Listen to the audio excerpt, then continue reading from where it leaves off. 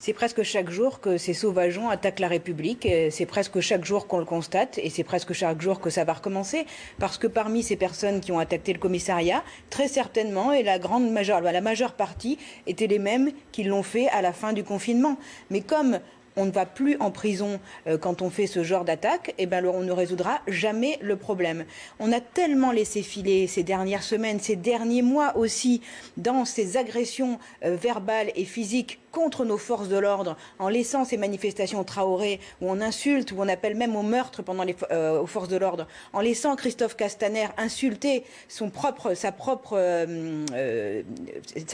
hiérarchie, c'est-à-dire qu'il a lâché les siens en expliquant qu'en fait, il y avait du racisme, en remettant en cause les techniques d'interpellation. Tout ceci, c'est un désarmement moral de la police. Et tout ceci, ça encourage des personnes qui ne devraient plus être dans la rue à faire ce genre d'actes. Je voudrais aussi rappeler que la politique pénale de vider les prisons et les messages qui sont passés dans ce sens ne font qu'amplifier le phénomène. Si Emmanuel Macron ne décide pas enfin de taper du poing sur la table et de faire appliquer les choses afin que les gens qui commettent des actes terribles contre les forces de l'ordre aient des peines exemplaires, comme c'était le cas pour les peines planchers